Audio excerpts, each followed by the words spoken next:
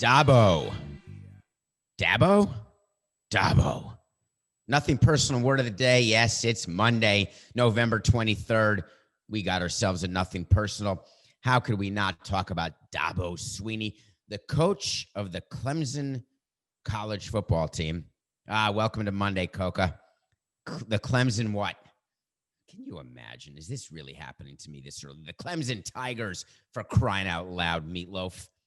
What happened that he's leading the show and is the word of the day? He is some kind of guy. So his quarterback is Trevor Lawrence, the guy who shouldn't be playing, who's going to be drafted first.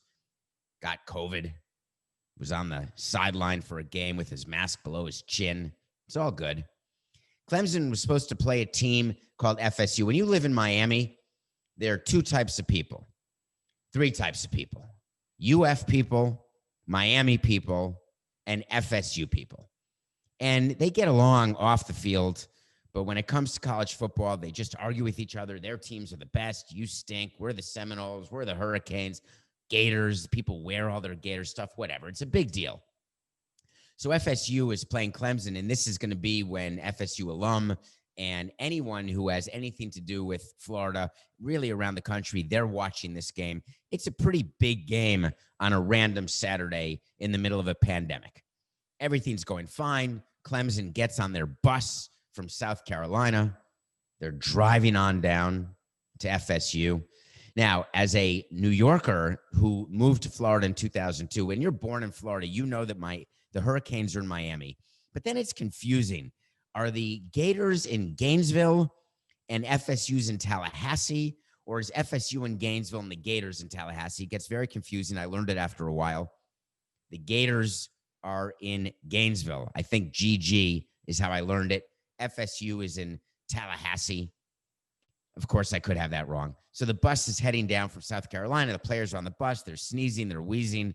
They've got masks on. Maybe they do. Maybe they don't. Maybe they're watching Chevy Chase in holiday vacation, getting ready for Thanksgiving. Whatever they're doing, they arrive, getting ready to play, and all of a sudden, boom, welcome to COVID.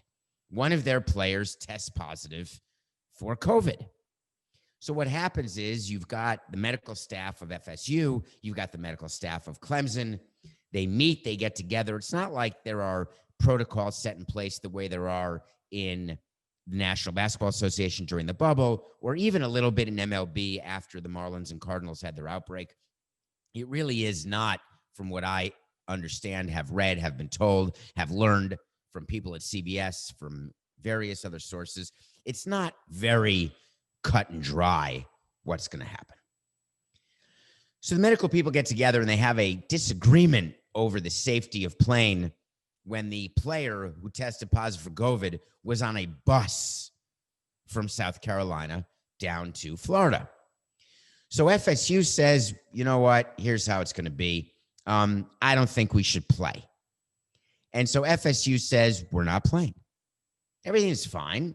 That's the right move. You don't play. There is no proof right now that transmission of COVID is happening on the field, but there could be an outbreak within Clemson.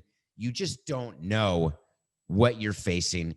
So as Rob Manfred coined his expression during the baseball season, in an abundance of caution, let's just not play. All right. It's not a big deal. It's not like they're getting paid or anything. But then Dabo lost it. He lost his mind. Here's what he said. If the standard to play was 0 positive tests, then we would have never had a season. This game was not canceled because of COVID. COVID was just an excuse to cancel the game. To me, the Florida State administration forfeited the game. And if they want to play Clemson, in my opinion, they need to come to Clemson or they need to pay for all the expenses. I don't even want to say mic drop, Coca. We talked about that. It's not a mic drop. It's a moronic drop. There is no more moronic statement that Dabo Swinney has ever made in his career as a coach than blaming the Florida State administration, calling for them to be forfeited, saying the game was not canceled with COVID, and inferring that FSU was scared to play Clemson. They didn't want to lose to Clemson. So they said, oh, we have an excuse now. There's a COVID case. Let's not play. And what made me smile about that was thinking back to my days in baseball. Coca, do you know what we used to do? This is funny. It's funny to me. And this is not part of the show, but we're about to make it part of the show. Before Marlins Park, there was Pro Player Stadium, which was called a million different things because they couldn't keep a naming rights deal. It was Joe Robbie. It was Pro Player. It was Land Shark. It was Dolphin Stadium. It was Dolphin Stadium. That one I loved when it changed from Dolphin Stadium to Dolphin Stadium. Whatever. Who cares? So there was no roof. And so we would meet with the grounds crew and the head groundskeeper, whose name was Alan Sigwart. And we would meet in the dugout where he had radar behind the Marlins dugout at Pro Player, which was on the first base side. There was the weather room. So we had all these radars, and we were looking, and we would be in touch with the local weather people back in the day, like Max Mayfield, who's the big hurricane guy. We all had him on our phone, and we had different channels we'd call. Is the rain going to hit Pro Player? Is it just going to be in the parking lot? What time is it going to come? And then we'd have to meet with umpires, because before first pitch of a game, the home team is in control of whether or not a game is played. If it's the final series between two teams, then the umpires have control over rain delay, over cancellations. But really, they count on the home team to have the expertise. And in Florida, we were always known as the weather people because we were having bad weather all the time. So we became pros at predicting. And the irony of that, of course, is the rain delay we had at Marlins Park with the roof. But I've told that story before. So anyway, here's how we would do it upstairs. We would get the probable pitching rotation from the other team, and we would know pretty much who we were facing. And then we would look at the long-term weather forecast, and we would say, all right, listen, if we can possibly not play Thursday, that would be great because they got Greg Maddux going for Atlanta, and we've got David Samson going for Florida. So that's sort of a mismatch. So if there's a weather issue, we're going to do our best to not have that game. And then the Braves are leaving town, and we don't have to face Maddux. It's a division rivalry, and we just don't feel like we're in a position to win this game. We would never tell our players that we didn't have confidence in them to win a game. This was just us in the front office talking about what we thought were the best matchups. And this is not using analytics. This was front office saying what we wanted to do. Now, you would think that we were the only team to do this, but we're not. Go back and look at certain rain delays. The Braves are famous for this. They would keep us there for 2.5 hours in order to make sure they got a game in when they had the pitching advantage. The Cubs are famous for this. If they don't want to play because they've got injuries or they've got little owies or they've got not the right pitcher going, they are famous for the QB, we called it. Chicago does the quick bang. Now, QBs can be used all sorts of ways, all sorts of places, for all sorts of pleasure, but the Cubs and various other teams would use the QB when they didn't want to play. So we would not generally do that because in Florida, the issue is that the rain comes down super heavy and then it stops and then it may start again, but it's not like the Northeast or sometimes the Midwest where it rains for a day or two at a time.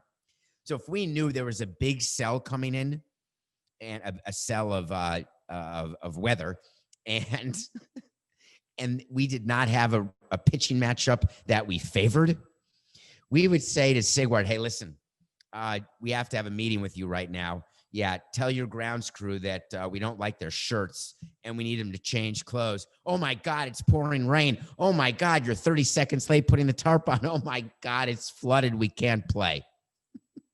Everyone does this. It's just trying to get a competitive advantage. Okay. Where am I going with this tale? If FSU doesn't want to play Clemson, were they sitting in their front office and saying to themselves, hold on, let's just see if a Clemson player tests positive on Saturday, and the minute they have one positive test case, we're going to bang the whole thing, blame COVID, it's perfect. Give me a break. That's not at all what happened. If you're Dabo, you cannot equate weather shenanigans. You cannot equate all sorts of the competitive back and forth that goes on and say and accuse a team of using a global pandemic where people are dying, where people are getting enlarged hearts, where people are getting their lungs compromised, where people are getting potentially long-term health issues, and say that it was FSU being a little bit scared of playing you. Why not step up, take the mic, and be a man and say, I'm Dabo Swinney? It wasn't an abundance of caution that caused us to cancel this game, but we met with FSU and we both agreed that given the nature of COVID, when we had a player who had been negative, and tested positive on the bus ride to the game, that there was no reason to put our young men's health, both now and in the future, in jeopardy. Our two administrations agreed that it is all about the health of these players, these students, these athletes. I want to thank FSU, and I look forward to when this pandemic is behind us, to when everybody has been vaccinated, and to when we can return to some semblance of normalcy, not just in college football, but around the world. Wouldn't that have been a better comment, Coca? Yeah, wasn't going to happen. Not a chance. Word of the day is Dabo. I could have said Dabo's disappointing. Could have said anything. All right, we got a segment coming up that I love. Cannot believe what happened yesterday. And you, the listeners, by the way, thank you for listening to Nothing Personal, for watching, for subscribing. Appreciate your loyalty. You know that. We're going to have some cool stuff coming on at the end of the show after the break. We're not breaking now, but we're going to have some Thanksgiving movies. Well, I don't know why I'm talking about the break. Forget it. Let's do the segment I want to do because something happened and you were on it with So You Want to Talk to Samson, Coca. You know what I want? I want to talk to Samson. You know what I want. I want you to want to talk to Samson. And on top of that, I want to talk to you. So You Want to Talk to Samson is when you get on Twitter at David P. Samson. That's the sound that comes from a movie called Half Baked. As we head into Thanksgiving, we're talking not about turkeys. You really want those fully baked, don't you? Ugh, you don't want. Is it strychnine poisoning when you don't make turkey? Or is that what happens, what you eat when you fall asleep because you ate too much turkey in the middle of the second game of what's now 7 games on Thanksgiving? Anyway, so get into my Twitter, David P. Samson. Ask a question. If it's on something super cool going on right now, I'm going to cover it. If it's more of a general question, may move it to the end of month mailbag bonus pod, which is coming out tomorrow because it's the end of November already. Holy crap. Okay, here was the question. Do you agree with the Dolphins' move to bench Tua and replace him with Fitzmagic? And what would you say to Flores after the game? Okay, let's break this down. Let's unpack it, and let's figure out what in the name of holy hell went on with the Miami Dolphins in their game against the Denver Broncos that they lost 20-13. So a little background here. The Dolphins had a quarterback named Fitzpatrick. I want to say his first name was Mike, but it could be Jason, but I could be thinking of the actor Jason Patrick. So I think it's Ryan Fitzpatrick. It's not Mike or Jason. It's Monday, Coca, for Christ's sake. And you know my head was practically inside a turkey. In any case, I'm here. You're here. We're here. We're all listening. We're all learning. Ryan Fitzpatrick was the quarterback. Led the Dolphins to a 3-3 record, and then they benched his beard. They brought in Tua, the Alabama guy with the bad hip. You know him, tank for Tua. Tua comes in, nothing spectacular. It's not like he's Mahomes or Herbert or Burrow, by the way. Best wishes to Burrow, the rookie quarterback for the Bengals who hurt his knee, out for the year. Tua comes in, Dolphins win, Miami goes crazy. Tua comes in, Tua starts, Dolphins win. They're up to 5-3. Everyone's excited. Tua starts again. Dolphins win 6-3. People in Miami, this is it. This is it. First time since Shula Marino. We got ourselves a team. We got ourselves a coach. We got ourselves a quarterback. We're going to get ourselves some rings. All right. Fitzpatrick was blindsided, remember, by being benched, which is obviously ridiculous. Of course, he knew he was going to be benched for Tua. He was literally keeping the seat warm for Tua. So Tua's playing against the Broncos, 20-10. And all of a sudden I'm looking and I said, wait a minute. That's not Tua. What? This can't be right. 20-10. Tua's being fine. I mean, Tua's Tua. Listen, to me, he's not nearly the quarterback that Burrow and Herbert have been. And all of a sudden, Fitzpatrick's in the game. What the hell's going on? Tua's got to be hurt. Oh, my God. Is it his hip? I was thinking. I didn't see it. The announcers, I wasn't listening because I watch it on mute. And by the way, don't you wish you could listen to this show on mute? No, only Coco wishes that. So Tua's out of the game. I was thinking to myself, all right, is it possible that Steve Ross, the owner of the team, Chris Greer, the GM of the team, had a plan with Brian Flores, the coach? And the plan was this. When we're down in the fourth quarter, we want Fitzmagic in the game to lead us because we don't want Tua to have to go through the pressure of playing late in the game. And I was thinking to myself, that can't be it. That's obviously not it. All right, let me think what else. Okay. Are the Broncos doing a defensive scheme that Tua didn't have time to learn? And in the fourth quarter, they would rather have Fitzmagic in the game, who is more familiar with their defensive scheme. And that was the game plan going in. And that Greer and Ross knew about it. And only against the Broncos, they were going to do that. Yeah, that doesn't sound right. Oh, I know what it is. When the Dolphins are losing in the fourth quarter because Tua is 3-0 as a starter, we don't want him to ever be on the field, ever in his career, because he never was used to that in Bama. We don't ever want him on the field at the end of the game to feel what it is to lose a game. That's got to be it. That must be it. Okay. And then I was thinking, wait a minute. If you have a franchise quarterback, one of the most important lessons you teach that quarterback, much like a franchise player in the NBA, much like a franchise player in MLB, you better learn how to lose. And you better learn how to rebound from those losses. You have to learn how to play from ahead. You have to learn how to play from behind, right? You have to do all those things if you are going to be a forever quarterback. Can't be that. So I am all out of love. I can't live without you. I'm all out of ideas. I got nothing. So the game ends, and I think I got to wait for Flores because clearly we're going to hear something, and we're going to know exactly what was happening.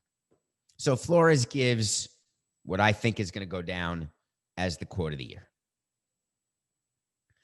Tua wasn't injured. We just felt like it was the best move at that point of the game.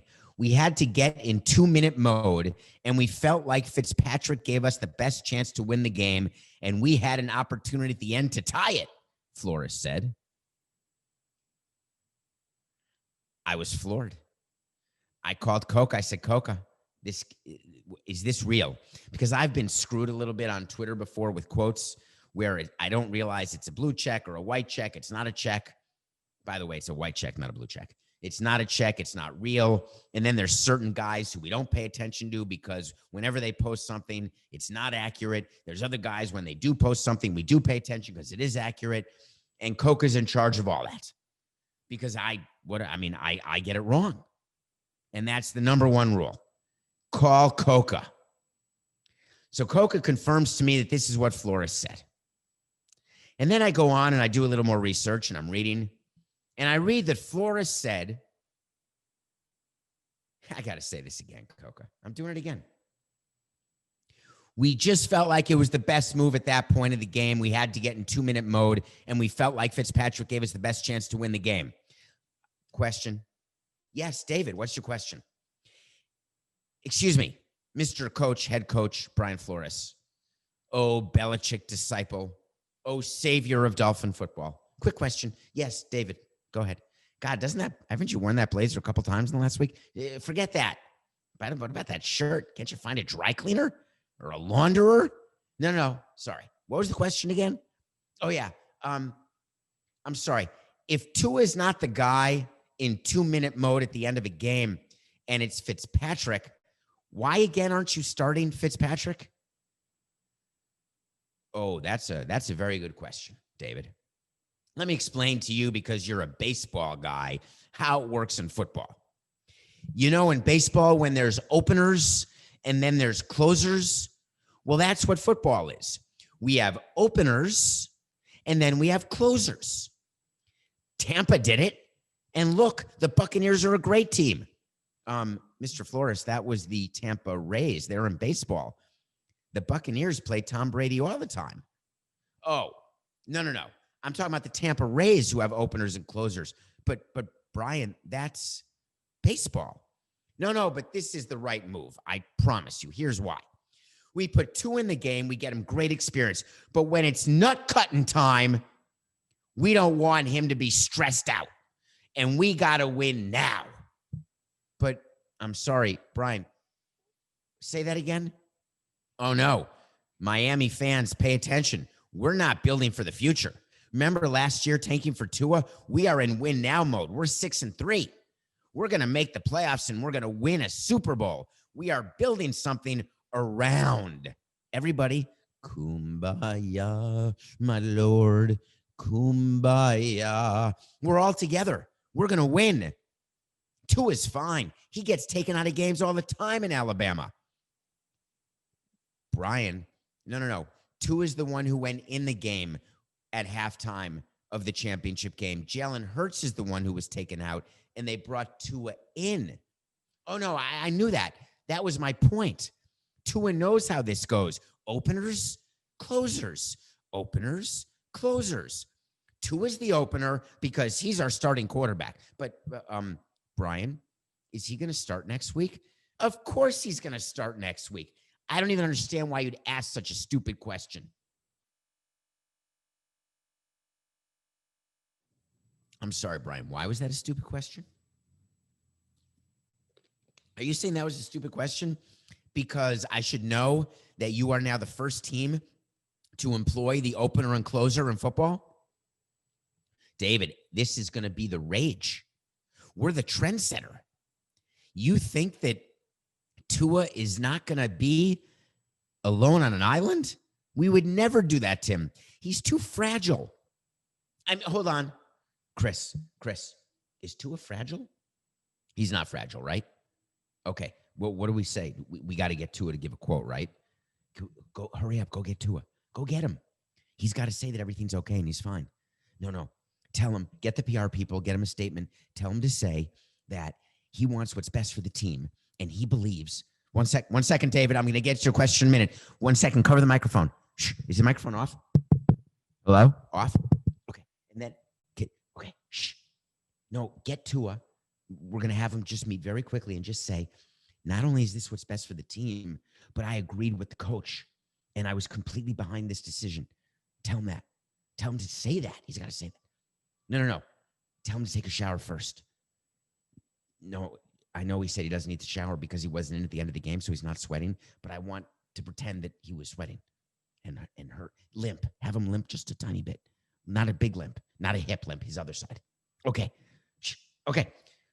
Folks, we've got Tua who wants to address this issue. David, he's going to answer all your questions. Hi, I just want to say that I'm a team guy. I want what's best for the Dolphins, and what's best in that situation was to have Ryan Fitzpatrick in the game. I'm completely supportive of Coach Flores and General Manager Chris Greer, and I love the owner, Steve Ross, and I love being a Dolphin. And fins up, everybody. Fins up. crock of crap. You know what I'd be saying to Flores after the game? If Steve Ross was not aware that this was happening and Chris Greer was not aware that this was happening, I'm walking into the locker room, I'm shutting the door, and I'm very quietly and calmly saying, Brian, what the crap are you doing? We didn't talk about this. One more screw up, and your name is Philbin. That's what I would do. Worked up, Coca. That worked me up. That's insane. Openers and closers in the NFL. Okay. Anyone bet the nothing personal pick of the day? I don't remember what day we did it. I think it was Friday. On Friday, we talked about the trap game. Remember, the Steelers were playing the Jaguars, and Mike Tomlin said that we will not allow ourselves to get trapped. And I bought it, and I was worried about a BDC. Remember the backdoor cover from Friday's show? Nothing to worry about. We're 34-31. There was no backdooring whatsoever. None. The log ride was closed. The Steelers crushed the Jaguars and get ready right now for the Ravens on Thanksgiving Day. The Steelers have lost a total of a pumpkin spice donut this entire season. That's going to be something else, right? Should we predict right now, Coca? Are you ready, Coca? We didn't talk about this part of the show. Are you there, Coca? Should we predict the Steelers-Chiefs AFC Championship and how cool that would be? I don't want to do that as a wait to see, but I think that could end up what is going to happen. Anyway, the Steelers crushed it. We're 34-31. And the good news is that they did not get trapped. My pick for now is going to be for tonight. We've got the Rams plus 4.5. They're playing the Tampa Bay Buccaneers. It is Thanksgiving time, and Tom Brady is already in Thanksgiving mode. He's focused on basting his turkey. He's upset that he's missing time with Giselle and the kids. He's not going to be in the game. This is a ripe opportunity for Jared Goff and their coach, Sean McVay, to get off the schneid. So I'm going to take the 4.5 points on Monday Night Football. All right, when we come back, we're going to review. It's Thanksgiving. We got a big review, and then we are going to talk Cowboys. We're going to talk Giants. You may want to stick around for that segment. The NFC is a dumpster fire. The Cowboys have outdone themselves with their quotes following their close victory against the Minnesota Vikings. We also have, if you're Gordon Hayward, you are rich right now, and you're going to get Jordan's autograph. Can't wait to talk about that. First, the reviews. Stick around through all these commercials. You're the reason why we have them. Thank you. We'll be right back. Welcome back to Nothing Personal. My name is David Samson. I'm here with Matthew Coca, producer extraordinaire. Always keeps track of everything. He's got his finger on the pulse of every show, every topic. He's got folders here and folders there and bins there and trash over there. He's the king.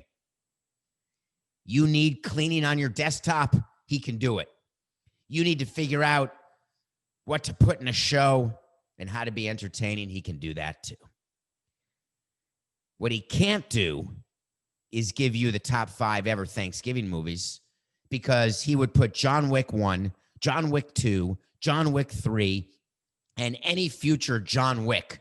Those would be his Thanksgiving movies. And I'd say, Coca, they have nothing to do with Thanksgiving movies. And he'd say, I don't care. They're the best movies ever. Okay. It's Thanksgiving, my top 5 all-time Thanksgiving movies. Get ready.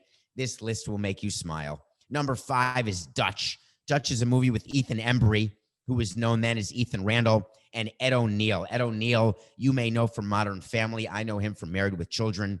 It is a movie about a stepdad and his son, who is a malcontent, who is a pain-in-the-ass spoiled brat, who goes on a road trip home from his boarding school with his stepfather, Ed O'Neill.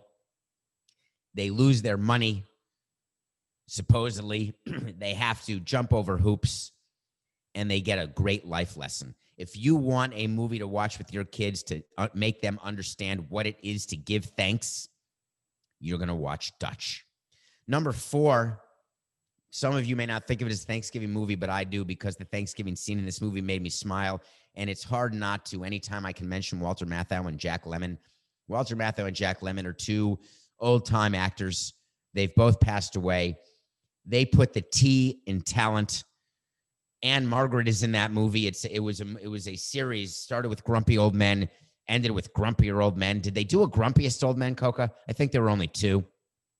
You will laugh, you will cry, you will smile, and you will realize there's some really talented actors who you've never heard of. And I get it. Who wants to watch actors who were dead before you were born? I get it. But you can do a Walter Matthau double feature. Watch The Bad News Bears with Tatum O'Neal and Walter Matthau and Jackie Earle Haley, and then watch Grumpy Old Men. Number 3, because we've got 2 comedies, number 3 is not a comedy. Number 3 is one of the most difficult movies you'll watch. If you're looking for serious, if you're looking for, you know how I tell you that I want to watch movies that sort of put me in a mood because I'm in a mood and they keep me in that mood, and it's hard to watch a movie to put you in a different mood. If you're in a melancholic mood and you sort of get the holiday blues, there's a movie that will keep you down in the shittach so firmly, but it really is a brilliant movie. It's called The Ice Storm. The Ice Storm. I don't want to say more except to say it is, it's difficult, but it's also brilliant. But now let's get back to some humor. If you're watching 5 Thanksgiving movies, my number 2 all-time Thanksgiving movie, to most people, this would be their number 1. It is John Candy, rest in peace, Steve Martin, forever in my heart. Planes, Trains, and Automobiles. That is the number 2 all-time Thanksgiving movie. They're trying to get home for Thanksgiving. It is a road trip movie. It is the best buddy movie. God, I got to do an all-time Coca. Let's make a note of this. Put it on your desktop, right in that special folder you have, that one that you always look at every day. Let's make sure we do the top 5 ever buddy movies. I'm thinking like 48 Hours with Nick Nolte and Eddie Murphy, Dumb and Dumber with Jim Carrey and Jeff Daniels, and Planes, Trains, and Automobiles with Steve Martin and John Candy. That's number 2. And here we go. The number 1 all-time ever Thanksgiving movie for me is with Olivia Wilde, John Goodman, Diane Keaton. Steve Martin plays the role of a narrating dog. It's got an incredible soundtrack with Timothée Chalamet is in the movie, but he's a teenager in this movie. It's called Love the Coopers. I've reviewed it on Nothing Personal before. I'm bringing it up again. If you are looking for a movie to watch this Thanksgiving, Marissa Tomei, and what's the name of the actor? He came to a game and I met him, and he is in the Avengers. Anthony Mackie is in the movie as well, plays a police officer. It is so good. Soundtrack has Nina Simone in it. It has Bob Dylan in the soundtrack. It's a special movie. It's my all-time favorite. It's called Love the Coopers. Okay, you've been waiting for it, and you're about to get it, so be ready. We're about to talk about the NFC East. So I'm watching games yesterday, and I'm watching the Dallas Stars, I was about to call them, because I was thinking about their helmet, and I was envisioning their helmet. The Dallas Cowboys playing the Minnesota Vikings. The NFC East was my division growing up. It's always been my division. I sort of adopted the AFC East when I moved to Miami, Fort Lauderdale, but I love the NFC East. There was a time when the NFC East was the greatest division, and divisions go up, they go down. We know this. I did a segment on Nothing Personal, I don't know when. We called it the NFC Least. They stink. Well, here we are, 10 games into the season, and guess who's in first place? The Philadelphia Eagles have a record of 3-6-1. The New York Football Giants are 3-7. The Washington Football Team is 3-7. That's the division. Wait, are there 4 teams in the division, Coca? Am I totally blanking? There's a 3-6-1 and 3 3-7s. Somebody's going to win that division.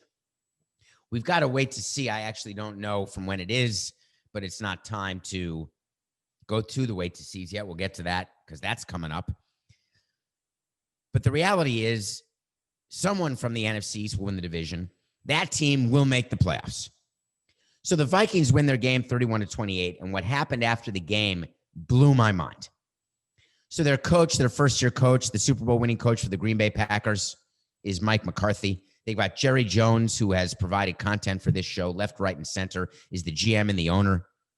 They've got Dak Prescott, who got hurt, as you recall. They've got a great running back in Ezekiel Elliott. And all of a sudden, all of these people started giving the weirdest comments. McCarthy said, big win, but we need to build on this. This win matters, but we got to turn around and get ready for a huge Thanksgiving game against the Washington football team. We are playing for first place, and this only matters if we build on it. All right, that was interesting to me. That's like page 4 of the coach's playbook. Big win, but what's next? All right, we tell our coaches to say that. Don't rest on your laurels. Don't get too excited. Elliott starts talking about the mentality of their team and how their mentality has to change. Somehow they have to find a way to be strong. They have to find a way to fight through the malaise of a crappy division and rise to the top like cream in a latte. And they want success. It doesn't just come. They have to work for it. They have to come together, band it, blah, blah, blah, blah. If you're the Cowboys and you're in that division and you've had the type of season you've had, you've got the injuries you've got to Prescott, even with Prescott, when he was playing, he was having a great season and your team stunk. You had just lost 4 games in a row and you beat the Vikings by a field goal. I think basically you take the microphone and say this. Hi. Thank God we won a game. Thank God. We hadn't won in a month. I can't even remember what it's like to win. And do you know what it's like to get calls from the GM and the owner of this team when he hasn't won a game in a month? We needed this. I told our team after a team meeting post-game, don't you dare celebrate. Don't you dare get excited, because you are close to the top of a crappy division. And if we make the playoffs, we don't even deserve to be there. You should be ashamed of yourselves to call yourselves professionals. We were built to win and win big. We've got some of the best players in the game, according to the GM, and we have been nothing but a disappointment. So I would very much like to say to you men, when you meet the media, you say only this. We are thankful for the victory, and we're going to go out there Thursday and try to win 2 games in a row and salvage this dumpster fire of a season and show our fans that we care and that we are going to get better for them. That's it. That's all I want you to say. Don't give me a song and dance about success. Don't give me a song and dance about building on this. Don't give me a song and dance about mentality and about toughness and greatness. Give me honesty of acknowledging that you have a chance to win a division only because every team in it sucks. It's a dumpster fire in the NFC East. Who's going to watch the Cowboys, Redskins? Is it true that you could put the teams from the longest yard on the NFL on Thanksgiving Day and everyone would watch it? Because you eat so much that you sink into your chair and you just watch game after game after game, and you're betting on games, and it gives you an excuse to leave the table, not have to deal with your family, not have to have conversations with third cousins twice removed. They'd watch anybody, because anyone watching the Cowboys Redskins game on Thursday, anyone at all, damn it. 3, 2, 1. Anyone watching the Cowboys Washington football team game on Thursday is desperate. Okay. Wait to see. Wait to see is when we tell you something's going to happen. Sometimes it happens, sometimes it doesn't, but we promise you we revisit every single wait to see that we've done since this show started. We did a wait to see on November 20th, which that's a recent one, so you should remember it. We had Gordon Hayward. Thank you for recognizing several of our loyal listeners, which is more than one, that's one. More than two, that's a couple. Anything 3 and above is several. A few is 3. Several to me could be anything up to like a gaggle or a score. There was a score of people, multiple scores, who heard me say Gordon Gekko. Of course, I meant to say Gordon Hayward as Gordon Gekko. He opted out of his Celtic deal. He went for the money, and he got it. I thought he would get it from the Knickers. The New York Knicks were going to sign Gordon Hayward to what would be a stupid contract that they would regret, and it would be yet another example of the Knicks gone wild. But there's a new regime in there. They've got Leon Rose. They've got the other guy that Coca gave me his name that I didn't write down. That's an interesting name. What's the name of the other guy running the Knicks? It's not Celine Dion. It's not Janet Jackson. I can't remember. Anyway, it's a guy named Leon Rose under James Dolan. I thought for sure they were going to sign Hayward. Guess what? They didn't. Can you imagine? Hayward was signed by Michael Jordan. Michael Jordan. Yeah, Michael Jordan, the guy who played for the Washington Wizards, that guy. Michael Jordan, who now runs the Charlotte Hornets, that guy. Michael Jordan, who's been an unbelievably successful businessman and an unbelievably horse crap-based basketball executive. Michael Jordan, the guy running the team that keeps signing bad players, keeps drafting bad players, and never wins, that guy. They called up Gordon Hayward and said, hey, Gordo, we're going to give you $120 million. You don't have to stay healthy. You don't even have to be good. And we're going to give it to you over 4 years. 120 divided by 4, that's $30 million a year. I know you're taking a bit of a pay cut because you turned down a $34 million option with the Boston Celtics, who, by the way, just signed Jason Tatum to a max deal, who's 22 years old. And by the way, they're always competing for the Eastern Conference Championship in a ring. We don't do that here in Charlotte. But sometimes I practice with you, and I'm going to throw in one new pair of Air Jordans signed and one new pair to wear every 10 games. That means you're going to get 8 pair per year times 4 years. You're going to have a collection like Rip Hamilton. 32 pairs of Air Jordans. $120 million. Do you want to come play for Charlotte? Do you want to, Gordon? Do you want to, Gordon? Hold on 1 second, Mike. 1 second. Hi, I'm calling my agent. 1 second. I got to call my agent. Yeah, it's Gordon. He's going to give us 120. Can we do better than 120 anywhere else? Did you call the Knicks? Did you call the Hawks? The Hawks are giving 72 to Bogdanovich? No, I'm not going to do for 72. Jordan's giving me 120. What about the Knicks? They've got enough. They always sign stupid contracts. They're not going to sign me? But they always do stupid things. What, you mean like William Wesley is making the team better? No. All right. Let me go back. Hurry up. Let me get to Jordan. Yes, Michael. Yes. But one thing. I can't do it for just 8 pair. I can't. I need 10 pair. 10 new pair per year. Gordon Hayward's not a Knick. I got the wait to see wrong. He's going to be on the Hornets for 4 years. Can you imagine? How great is that? Okay. What's the wait to see today?